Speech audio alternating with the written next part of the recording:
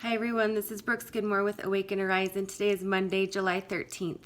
And today's performance tip is especially for coaches, for bosses, for teachers, even for parents. Anyone who's kind of in a leadership position and who is seeking to get the most out of their people, out of their employees, out of their players, out of their students, or out of their children.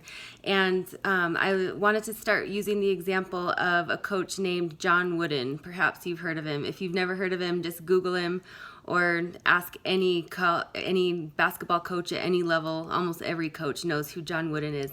He's renowned for all the championships that he won. And not only that, but his players loved him. So a lot of people like to study John Wooden and what did he do that helped him win so much? What did he do that helped his players have so much motivation to give their all every single practice, every single game? And one of my favorite traits about Coach Wooden is that he didn't treat all players the same. And that might sound at first kind of weird or unfair, but the reason that he did it was because he understood that each player was so different that he couldn't treat them all the same and get the max out of each person. And so just for example, some teams, they all have the same shoe.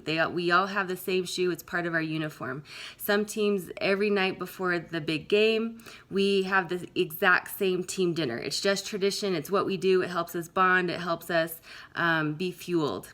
But Coach Wooden knew that for some of his players, for example, if all of his players were forced to eat the traditional steak and potatoes meal right before a game, he had a few players who that didn't sit well in their stomach, and then they felt slow and sluggish and heavy while they were playing. So some players would ask, Coach, can I eat, just something lighter, fruit and vegetables before the game?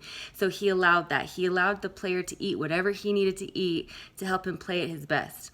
Some players may not, their feet may not feel good in the same shoe. They may not be able to run as fast or feel as stable on their feet in the exact same shoe. So he would sometimes also let players wear shoes that fit their foot and their alignment and help them to run and play at their best. And so that's a short and simple tip that we all might keep in mind when we're in a leadership position. How do I give every player, every one of my people, that opportunity to perform at their best? I can't do that unless I know the person, unless I know each person as an individual. I can't treat them all the same. I can't understand them unless I truly know them. And going a step further, unless I actually care about them. And granted, let's all just be honest, there's going to be some players, some employees, some people that you just don't click with. And it's hard to say, I truly love this person. And that's not the point. You don't have to be, BFFs and totally admire every single person that you're working with. However, I do have to know each person. I do have to respect each person and care about them enough to find out what makes them tick, what will get them fired up and give the best performance.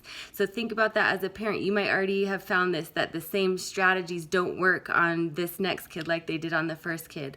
And anytime we're in those leadership positions, it can really help to truly get to know our people, and that way we can help kind of adjust our systems and our strategies for each individual person to get the max out of each one of those people in our systems.